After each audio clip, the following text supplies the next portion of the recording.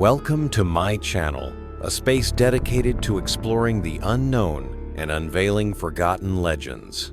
Tonight, we shall together peel back the mists of history to gaze upon those ancient chapters deliberately obscured by mainstream narratives or unintentionally lost to time. We are accustomed to seeking the sacred and revelatory within the Bible, but beyond this widely known scripture, there exist other texts, equally ancient, perhaps even more primordial, which depict a cosmic landscape vastly different from the world we know.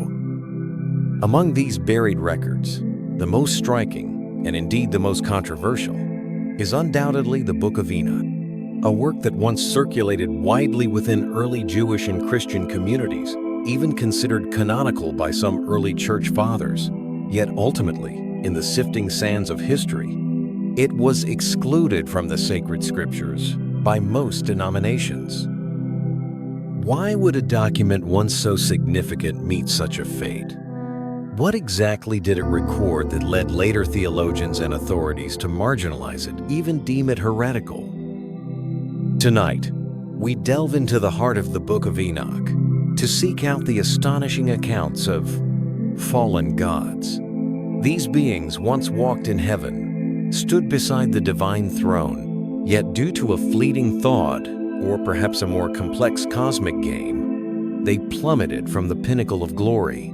Their stories and the powers they represented were deliberately erased from the sacred history we are familiar with. What we are about to discuss is not merely mythology, but a suppressed cosmology, a subversive interpretation of good and evil, divinity, and humanity. We will particularly focus on the leaders of the fallen angels mentioned in the Book of Enoch, often considered to be 7, though the list varies slightly in different manuscripts. Who were they? Why did they fall? And what gifts, or rather, what curses, did they bring to the human world? Are you ready? Please relax your body and mind and let your thoughts drift with my voice as we submerge ourselves into this forgotten ocean of knowledge. This is not just a story, but a journey to re-examine the very roots of our beliefs. Before we formally encounter these fallen beings, it is necessary to first understand the vessel that carries their stories, the Book of Enoch. This book is not a singular work, but a collection of documents, usually divided into 5 main parts: the Book of the Watchers, the Book of Parables of Enoch, the Astronomical Book, the Book of Dream Visions, and the Epistle of Enoch. Its composition spans from the 3rd century BCE to the 1st century CE, making it older than many passages in the New Testament. The protagonist of the Book of Enoch is, naturally, Enoch. In the book of Genesis, the account of Enoch is remarkably concise. Enoch walked faithfully with God for 300 years and had other sons and daughters. Altogether, Enoch lived a total of 365 years. Enoch walked faithfully with God. Then he was no more, because God took him away. These few words are filled with mystery. Walked with God. God took him away. These descriptions imply an extraordinary intimacy between Enoch and God, and his unique fate of ascending to heaven without experiencing death. It is this uniqueness that made Enoch an excellent spokesperson for ancient Jewish mystics. The Book of Enoch, in Enoch's name, details his ascension, his journeys through the heavenly realms, his audience before God's throne, and the various visions and revelations granted to him concerning cosmic secrets, angelic hierarchies, the last judgment, and the future destiny of humanity. One can imagine that such a work, grand in content, filled with visions and cosmological details, would naturally attract widespread attention in its early days. In fact, the New Testament's Epistle of Jude directly quotes from the first chapter, 9th verse of the Book of Enoch, referring to it as Enoch's prophecy. This is sufficient proof of the Book of Enoch's influence in the early Christian church. Early church fathers such as Clement of Alexandria, Irenaeus, and Tertullian all positively mentioned or quoted the Book of Enoch, some even considering it sacred scripture. However, as time went on, especially after the 4th century CE, when Christianity gradually established its orthodox doctrines and the canon of the Bible, the status of the Book of Enoch began to waver. Its overly detailed angelology, cosmology, and the meticulous depiction of the sins and punishments of fallen angels likely conflicted with the gradually forming official theology of the Church. For example, the Book of Enoch's description of angels cohabiting with human women and fathering giants, the Nephilim, is far more explicit and specific than the brief account in Genesis chapter 6. This idea that angels could fall and have physical relations with humans was later considered detrimental to the spiritual purity of angels and could also raise questions about the perfection of God's creation. Furthermore, certain descriptions of the Messiah in the Book of Enoch, while bearing similarities to the New Testament, also had differences that might have been deemed insufficiently orthodox. Its emphasis on law, cosmic order, and the revelation of mystical knowledge also bore some Gnostic undertones, which the Orthodox Church viewed with caution.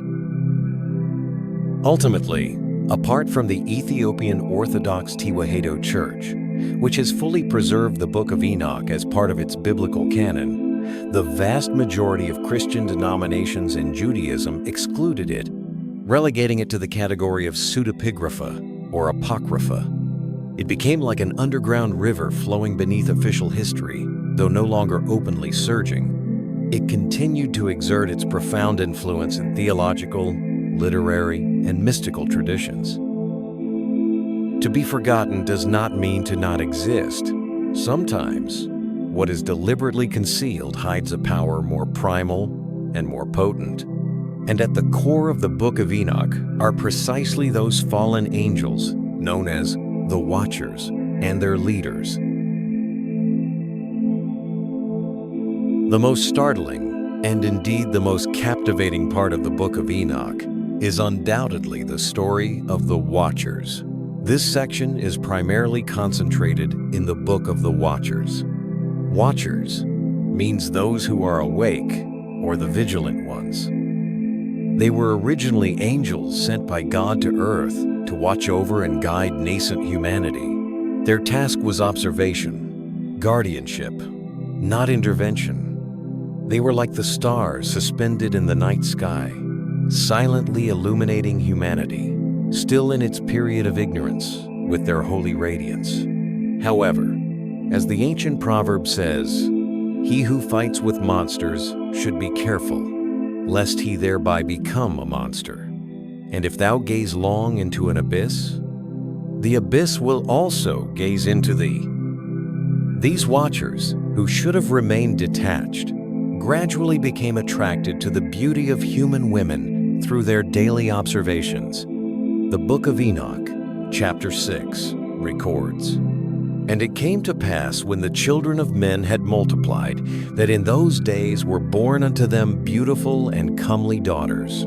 And the angels, the children of the heaven, saw and lusted after them, and said to one another, Come, let us choose us wives from among the children of men, and beget us children. Once this thought arose, it spread among them like wildfire. But they also knew full well that this violated God's will, a grave betrayal. Thus, their leader, named Samyaza, or Shemyaza, stepped forward. He did not dissuade them, but proposed a more wicked covenant. Samyaza said to his companions, I fear ye will not indeed agree to do this deed. and I alone shall have to pay the penalty of a great sin." And they all answered him and said, "Let us all swear an oath, and all bind ourselves by mutual imprecations not to abandon this plan, but to do this thing." Then swear they all together, and bound themselves by mutual imprecations upon it. And they were in all 200, who descended in the days of Jared on the summit of Mount Hermon. And they called it Mount Hermon, because they had sworn and bound themselves by mutual imprecations upon it. Mount Hermon meaning forbidden place, or sacred place. Here became the starting point of their blasphemous oath, and the path to their fall. 200 watchers, led by Samyaza, made a pact of betrayal. This was not merely lust for human women, but on a deeper level, a challenge to the divine order, a renunciation of their own sacred mission. The leaders of this group of fallen angels, besides Samyaza, the Book of Enoch lists a string of names, who were the chiefs of the various bands among these 200 angels. These names repeatedly appear in later demonology and occult traditions, each carrying a dark legend. We will examine the most crucial among them in the upcoming sections. It is noteworthy that the Book of Enoch's description of this event is far more detailed than the brief statement in Genesis chapter 6. The sons of God saw that the daughters of humans were beautiful, and they married any of them they chose.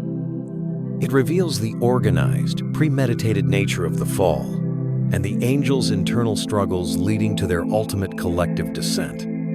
These watchers were once messengers of light, glorious servants. Their fall was not an instantaneous accident, but a meticulously planned collective betrayal. They chose to exchange eternal damnation for fleeting worldly pleasures and forbidden knowledge. This choice not only changed their own destiny, but also forever altered the course of human history, bringing unprecedented chaos and darkness to the world. Their story is an ancient warning about temptation, power, and the abuse of knowledge. When guardians abandon their duties, when wisdom is used for evil purposes, the consequences are catastrophic. And this was merely the prelude. The Watchers descended to earth and cohabited with human women, an act in itself a monstrous sin, but their influence extended far beyond this. The Book of Enoch meticulously records the various knowledge and arts that these fallen angels taught to humans. This knowledge, from the perspective of human society at the time, might have seemed like miraculous progress, but from God's perspective, it was a prematurely opened Pandora's box, a poison disrupting the divine plan. Different angel leaders were responsible for imparting different forbidden arts, led by Samyaza, who, as the chief, oversaw the entire operation. His main subordinates, in turn, each played the role of instructor. Among them, the most notorious was Azazel. The Book of Enoch provides a vivid depiction of Azazel's identity and specific actions. Chapter 8 of the Book of Enoch states, "And Azazel taught men to make swords and knives and shields and breastplates, and made known to them the metals of the earth and the art of working them, and bracelets and ornaments, and the use of antimony, and the beautifying of the eyelids, and all kinds of costly stones, and all coloring tinctures. And there arose much godlessness, and they committed fornication, and they were led astray, and became corrupt in all their ways." Note the details here. What Azazel taught, firstly, was the art of warfare. Swords, weapons, shields, breastplates, these are all tools of slaughter and conquest. Before Azazel, humans might have had conflicts, but large-scale organized warfare and the manufacture of sophisticated weapons, according to the Book of Enoch, were introduced by this fallen angel. This directly led to an escalation of violence and feuds among humans. Secondly, the temptation of vanity. Bracelets, ornaments, antimony, used as coal for eyeliner, precious stones, dyes. These relate to beautification and adornment. This is not to say that the pursuit of beauty itself is evil, but in the context of the Book of Enoch, it represents a corruption of the original state of simplicity, a replacement of inner piety with external ostentation. It incited human pride, jealousy, and endless desires. Women became obsessed with adornment, and men fought to possess these luxuries. Azazel's gifts, in essence, sowed the seeds of war and vanity, causing human society to corrupt from within. His name, in later Jewish tradition, is closely linked to the Day of Atonement's scapegoat ritual. The goat that bore all the sins of Israel and was banished into the wilderness was dedicated to Azazel. This implies his profound connection to sin. Besides Azazel, other fallen angel leaders also had their specialties. Semyaza, as the leader, according to some supplementary texts, primarily taught magical incantations and the knowledge of herbs, especially those that could be used for abortion or to manipulate others. Armoros, or Amasras, taught the resolving of enchantments. Barakihal, or Barakel, taught astrology, the observation of the stars to predict the future. This was considered prying into God's mysteries at the time. Kokabel, or Kalkabel, taught the constellations and the knowledge of celestial bodies. Although astronomy itself is a science, in that context, this knowledge could be used for pagan worship or erroneous cosmologies. Tamiel, or Kazdea, taught the secrets of souls and some evil spells, such as the smiting of spirits, possibly referring to curses or psychic attacks. Daniel, or Danel, taught the interpretation of signs and portents. Ezekiel taught the knowledge of the clouds, i.e., divination by observing clouds. Arachiel, or Eretzdikapha, taught the signs of the earth, possibly referring to geographical surveying, geomancy, or some way of communicating with earth energies.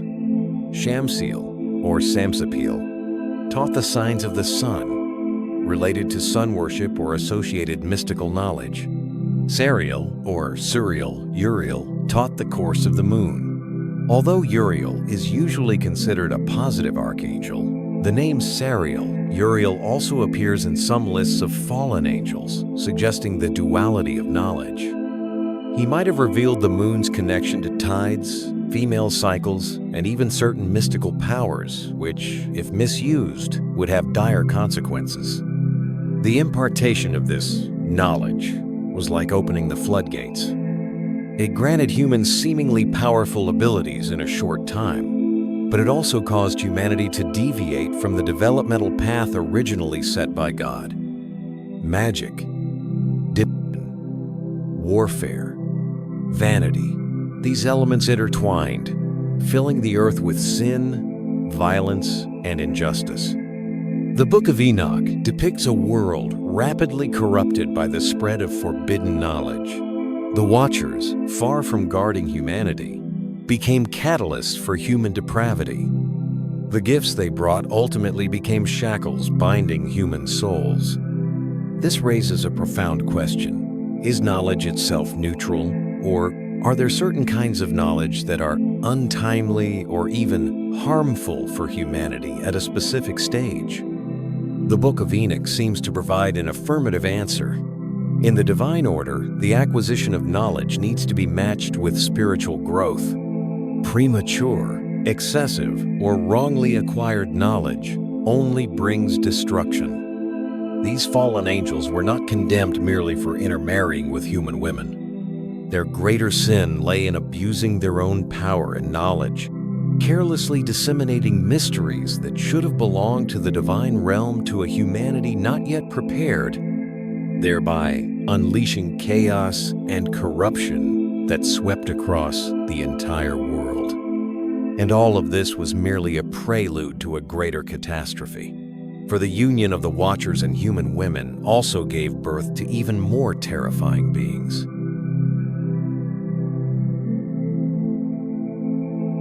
In this first part, we have together unveiled the mysterious Book of Enoch, learned of the Watchers' betrayal of their sacred oath and their descent to earth, and the forbidden knowledge they imparted, which altered the course of human history. Azazel, Samyaza, and their cohorts, posing as enlighteners, led humanity down a path full of temptations, yet also fraught with thorns. As one. However, the story is far from over. What kind of offspring did the union of these fallen angels and human women produce?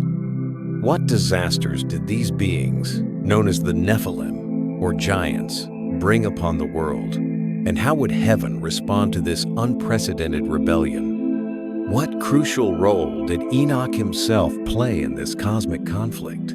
As one. In the next part, we will continue to delve deeper into the records of the Book of Enoch to explore the fates of the remaining key figures among these erased fallen gods, and the even more far-reaching cosmic turmoil they instigated. As one. Thank you for listening.